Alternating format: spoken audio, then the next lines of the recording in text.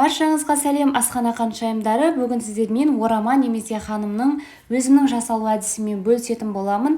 Әрине біраз қыз-келіншектер біледі, бірақ сонда да өз жасалу әдісімен және салмасын өте дәмді етіп, қамырын осылай әдемі етіп жасалу әдістерімен бөлісетін боламын. Видеоны соңына дейін қарап, менімен бірге жасаңыздар. Ал кеттік. Алдымен начинкасын, яғни салмасын дайындап аламыз. Себебі суып тұру үшін менде 4 картоп және пияз 4 штук болды. 4 дана, яғни негізі бір 5-6 дана пияз қажет болады. Міне осындай барлығын майдалап турап аламыз. Пиязды, картопты да дәл солай майдалап осылай турап шығамыз. Картоптың орнына асқабақ қоссаңыздар болады. Немесе картоппен бірге сәбізді үккіштен өткізіп жасасақ та өте дәмді шығады және пайдалы болмақ. Барлығын турап алдым. Енді бізге қажетті заттар фарш менде кішкене аздау болды. 400-500 грамның шамасында қажет. Ыдысымызға аздап май құямыз, бір жарты, бір ожау шамасында. Мен осылай пісіріп жасаймын, сонда өте дәмді болады. Пісіріп жасамағанға қарағанда пісіріп начинкасын жеке пісіріп алып жасаған дәмдірек болады. Міне майымыз қызған соң фаршымызды салып осылай қуырып, араластырып тұрамыз. Осылай суы тарылған соң пиязымызды салып, тағы да араластырып бір 8-10 минут шамасында қуырамыз. Пияз жұмсарғанша, яғни қатты бір сарғайып қызарып кетуі қажет емес, орташа отта осылай қуыратын боламыз. Пиязды қуырып болғаннан кейін картопты саламыз. Егер сізде асқабақ болатын болса, асқабақты пісіріп алудың қажеті жоқ. Осылай пияз пен етті ғана пісіреміз, яғни фаршты, сосын шикіде асқабақты қосып жасай береміз. Міне картопты салдым, тұз салып араластырып, тағы да бір 5-7 минутта қуырамыз да, орташа минутта бетін жауып, астын сөндіріп қоямыз. Яғни суығанша қалдырамыз. Толық суы қажет, ыстықтай қолданбаймыз. Сосын қамырын дайындаймыз. Бізге керегі 300 грамм су, 2 орамаға және 1 шай қасық тұз, 550-600 грамм шамасында ұн қажет болады. Онды барлығын бірден салып жібермейміз, аз-аздан салып отырып жасаймыз, себебі әр ұндар әрқалай болғандықтан. Менде жоғары сортты ұн, аз-аздан салып отырып қамыр илейтін боламыз. Қамыр жақсылап біріккенше әбден илейміз. Негізі қамыр иленген соң тағы да бір 10-15 минутқа қалдырып, сосын тағы да илесек өте жақсы бірігеді.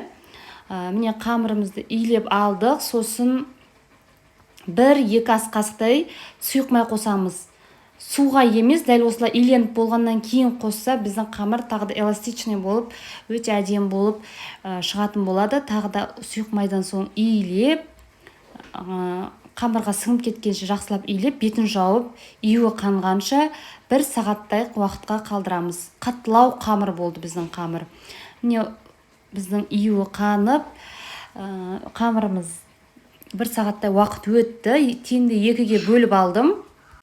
Яғни 2 орама жасау үшін 2 бөлікке бөліп алдым да, әрқайсысын жұп-жұқа етіп жайып аламыз. Не барлығын осылай жұп-жұқа, барынша жұқалау етуге тырысамын. Біздің ішіне салатын салмамыз суып дайын тұр, міндетті түрде суыған болуы қажет. Начинка суығаннан кейін тұзын көріп, егер тұзы аз болса тұз, қара бұрыш, дәміне қарай сала бересіздер. Ал енді бізге сұйық май жағудың қажеті жоқ. Міне қамырымыз өте жұп-жұқа әдемі болып жайылды. Қуырып алған соң ешқандай ішіне сұйық май жағудың қажеті жоқ. Міне осылай начинкасын қуырып алатын болсаңыздар, кішкене жақсылау. Негізі ханым ораманың асқазанда сіңірілуі қиындау тамақ қой, сондықтан осылай қуырып алсаңыздар, кішкене болсын жеңілдеу болып, асқазанға қатты ауырлық етпейді. Начинкасын теңде 2-ге бөліп, бір қамырға салып алып, видеодағыдай орап шықтым. Барлығын осылай орап шығамыз. Екінші қамырды да дәл осылай жасаймыз. Бізге керегі манты қазанның осындай листін түбін майлап аламыз да, орамамызды салып, бетінде де май жағамыз. беті қаязып қалмас үшін. Дәл осылай екінші қамырды да осылай жасап шығамыз. Бетіне сұйық май жағамыз. Сосын манты сияқты пісіріп, қайнап тұрған суға манты қазанымызды қойып 40-45 минут шамасында пісірсек жетеді, себебі біздің начинкаларымыз жартылай піскен. Оттың асты қатты жай болып қалмасын, өте ісініп, жұмсарып кетеді.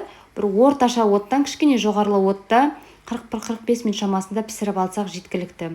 Міне біздің орамамыз дайын. Қамыры да өте жұмсақ, әдемі болып шықты. Көп қыздар мен инстаграмда стористе көрсеткен кезде біраз қыздар сұрап жатады, сондықтан видео түсіруді жөн көрдім.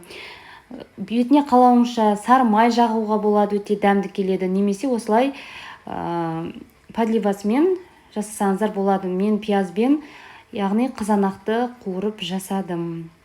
Міндетті түрде төменге пікір қалдырып лайк басып кетуді ұмытпаңыздар. Каналға тіркеліп, қоңырау тетігін басып қойсаңыздар, менің үнемі видеоларым көрініп тұратын болады. Сіздермен болған Умида. Кейінгі видеоларда кездескенше сау болыңыздар.